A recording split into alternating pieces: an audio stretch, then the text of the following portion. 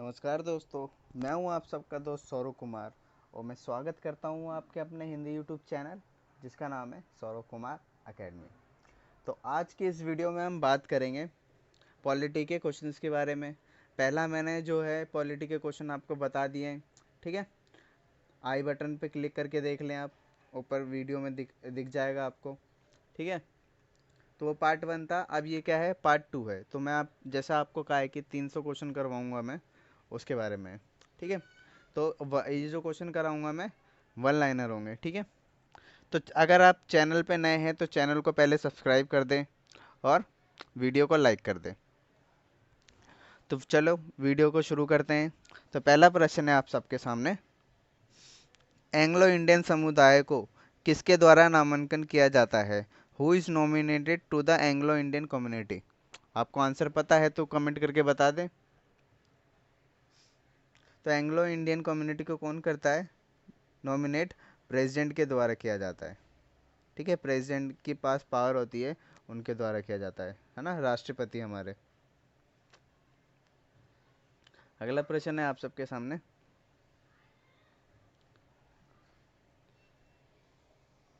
राष्ट्रपति द्वारा कितने एंग्लो इंडियन का नामांकन किया जाता है?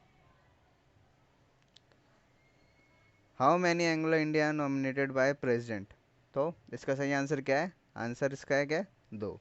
दो दो जो एंग्लो इंडियन है वो प्रेसिडेंट हमारे चुन सकते हैं।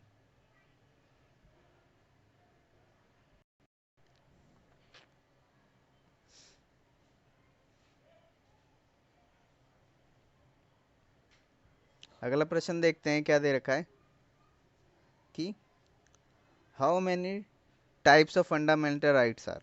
मौलिक अधिकार कितने प्रकार के हैं हमारे? कितने प्रकार के हैं? जल्दी बताओ। और कौन कौन से, अगर ये भी पता तो ये भी बता दो, वीडियो को पॉज करके कमेंट कर दें।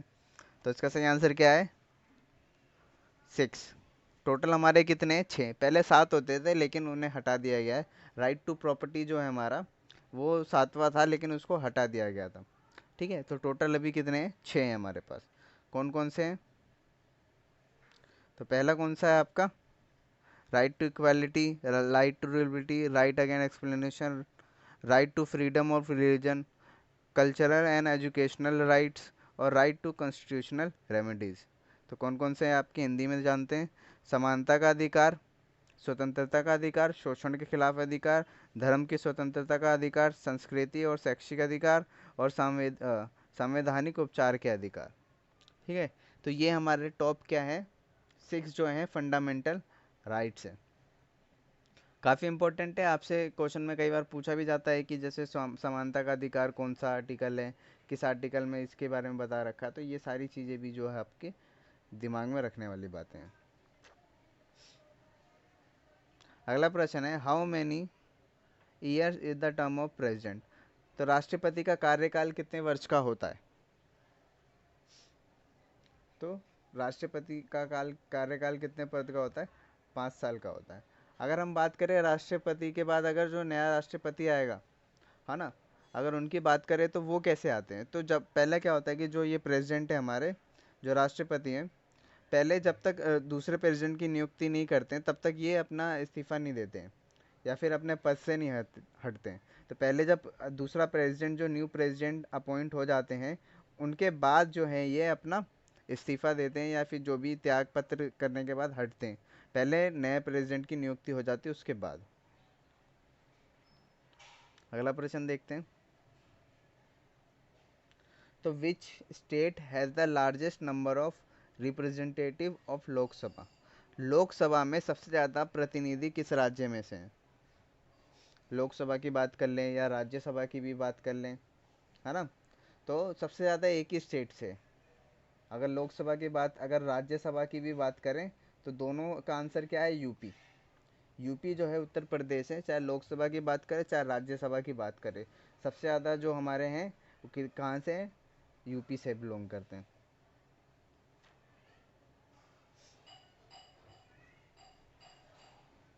अगला दे रखा है, in which article is equality before law given? कानून के समक्ष समानता कौन से अनुच्छेद में दिया गया है? आर्टिकल की बात कह रही है, आप बताओ जल्दी कौन से अनुच्छेद में दे रखा है? तो आंसर क्या है इसका, आर्टिकल 14 में दे रखा हुआ है। ठीक है, अगला प्रश्न देखते हैं।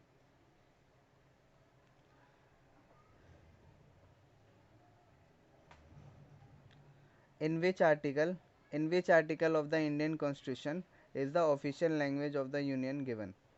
राज्य सॉरी संघ की राजभाषा भारतीय संविधान के कौन से अनुच्छेद में दिया गया है। तो आर्टिकल बताएं कौन सा है इसका आंसर। तो कौन से आर्टिकल में दे रखा है, कौन सा अनुच्छेद है, 443वें अनुच्छेद में दे रखा है, 343 आर्टिकल में दे रखा हुआ है।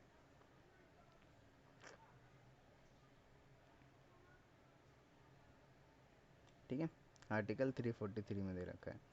अगला प्रश्न है आप सबके सामने, who was the first deputy prime minister of India. ठीक है, तो भारत के प्रथम उप प्रधानमंत्री कौन थे, जल्दी बताएं। तो सही आंसर क्या है, सरदार वल्लभ भाई पटेल जी जो थे हमारे फर्स्ट डिप्यूटी प्राइम मिनिस्टर थे, पहले प्रथम उप प्रधानमंत्री थे। ठीक है,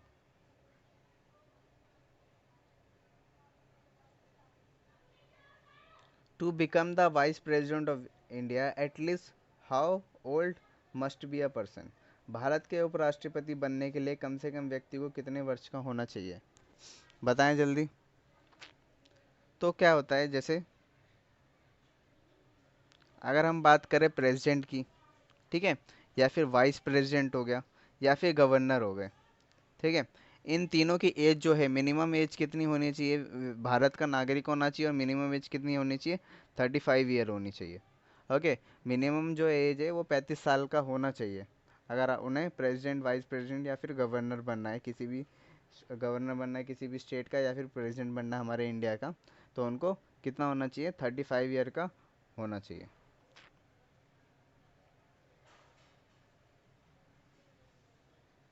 अब जो अगला प्रश्न है कि भारत के राष्ट्रपति को शपथ कौन दिलाता है। तो भारत के राष्ट्रपति को शपथ कौन दिलाता है, बताओ। पता होगा कईयों को, सीजीआई। सीजीआई की फुल फॉर्म क्या है, चीफ जस्टिस ऑफ इंडिया। इनके द्वारा जो है हमारे भारत के प्रधानमंत्री, सॉरी, भारत के प्रेसिडेंट को शपथ दिलाई जाती है। ठीक है, भारत के मुख्य न्यायाधीश के द्वारा। अगर हम यही बात करें, प्रेसिडेंट जो है, सॉरी, प्राइम मिनिस्टर जो है, प्राइम मिनिस्टर को कौन दिलाता है शपथ, भारत के प्रधानमंत्री को कौन शपथ दिलाता है। तो इसका सही आंसर क्या है, प्रेसिडेंट, जो हमारे राष्ट्रपति होते हैं वो दिलाते हैं। ठीक है, पीएम को जो शपथ वगैरह है, ओथ वगैरह है, जो कौन दिलाता है, हमारे प्रेसिडेंट जी।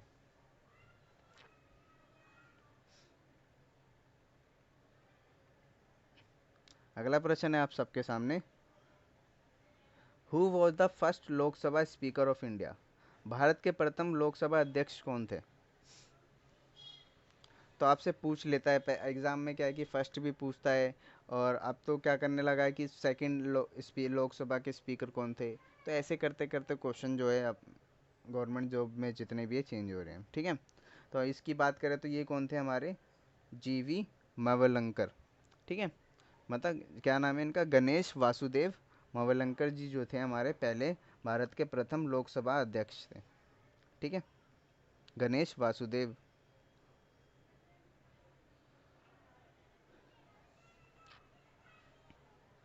अब बात करें, who is the first citizen of India, Bharat का प्रथम नागरिक कौन होता है, किसे कहते हैं हम फर्स्ट सिटीजन ऑफ इंडिया।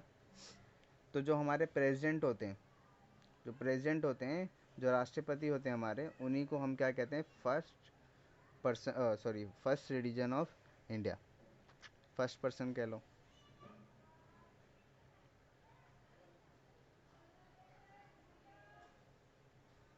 अब बात करें, how many member can be in Lok Sabha. Lok Sabha, इस क्वेश्चन में क्या है कि मैक्सिमम जो कितने लोग लोकसभा में रह सकते हैं, अधिकतम, है ना, मैक्सिमम जो है कितने रह सकते हैं लोकसभा में। तो टोटल सीटें जो हमारी लोकसभा में है, कितनी है, मैक्सिमम जो है 552 है, 552 है। ओके,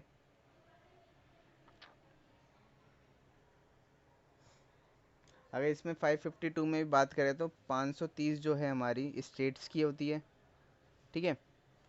और बाकी कितनी है, जो 20 सीटें होती है वो किसकी होती है, यूनियन टेरिटरी की होती है, केंद्र शासित प्रदेश की होती है। और जो 2 होती है वो किसकी होती है, एंग्लो इंडियन की होती है, एंग्लो इंडियंस की होती है। तो 530 किसकी होती है, राज्यों की होती है, स्टेट्स की होती है। 20 किसकी होती है, यूनियन टेरिटरी की होती है। और 2 किसकी होती है, एंग्लो इंडियन की होती है। तो मैक्सिमम हमारे लोकसभा में कितनी सीटें हो सकती है, 552 हो सकती है।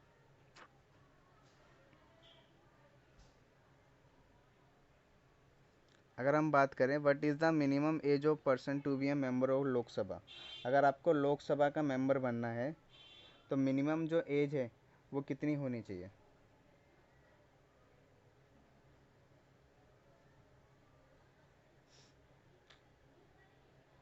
तो जो मिनिमम एज है कितनी होनी चाहिए, 25 ईयर होनी चाहिए।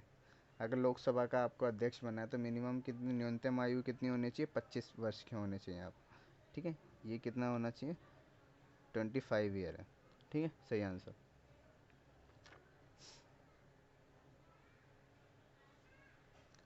By which process is the president India remove, अगर हमें भारत के राष्ट्रपति को हटाना है तो हम कैसे हटा सकते हैं, किस तरीके से हटा सकते हैं। तो खैर हम तो नहीं हटा सकते, जो मेंबर होते हैं, पार्लियामेंट के मेंबर होते हैं, वो हटाते हैं। और भी किसकी मदद से हटाते हैं, इम्पीचमेंट।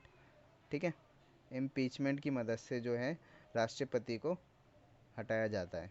महाभियोग कहते हैं जिसे हिंदी में, किसके द्वारा हटाया जाता है, महाभियोग लाना पड़ेगा, इसकी वजह से प्रेसिडेंट को हम हटा सकते हैं।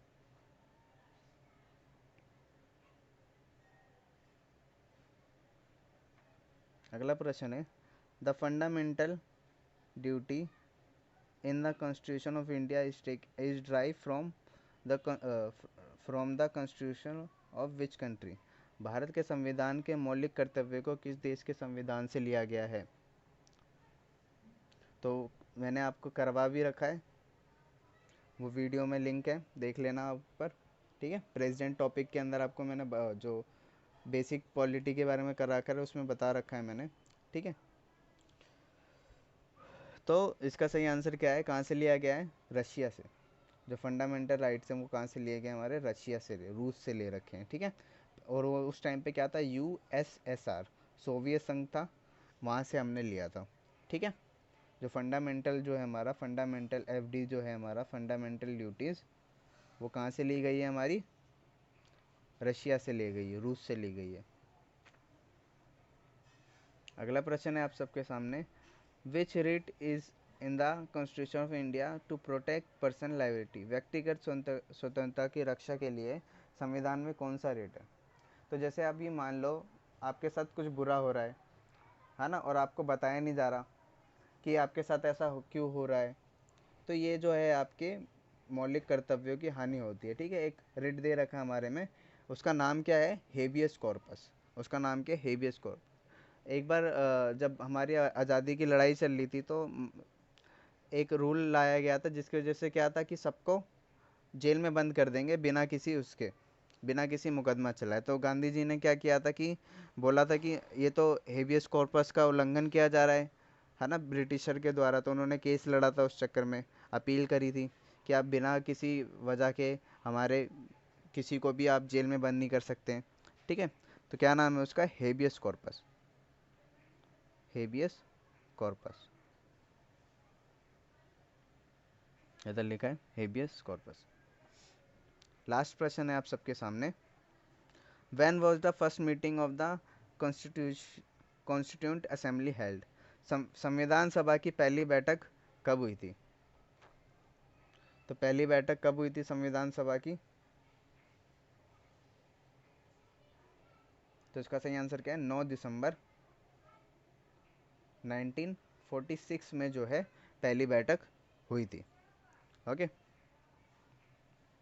कब हुई थी, 9 दिसंबर 1946 में। तो आज की वीडियो में इतना ही। ठीक है, वीडियो कैसी लगी आप मुझे कमेंट कर बता दें। एक तरीके से आपके लिए मॉक टेस्ट ही है, मैं 20 क्वेश्चन के आपके लिए एक तरीके से मॉक टेस्ट ही ला रहा हूँ। आप इसके जितने भी स्कोर आए हैं आपके तो मुझे बता दें, जैसे आपके 20 में से कितने आए, 10 आए, 11 आए, 15 आए या 19 आए, तो आप क्या लिख दो, 18 लिख दो। 18 आए तो 18 लिख दो, 19 आए तो 19 लिख दो, 10 आए तो 10 लिख दो, इस तरीके से आप लिख सकते हैं। ठीक है, तो वीडियो में से अगर आपने कुछ भी आज नॉलेज ली है तो वीडियो को लाइक कर दें, अगर आपको वीडियो कुछ पसंद आई है, ठीक है। वीडियो को अपने दोस्तों में शेयर कर दें, ओके। और अगर चैनल पे नए हैं तो चैनल को सब्सक्राइब कर दें, ठीक है। Thanks for watching.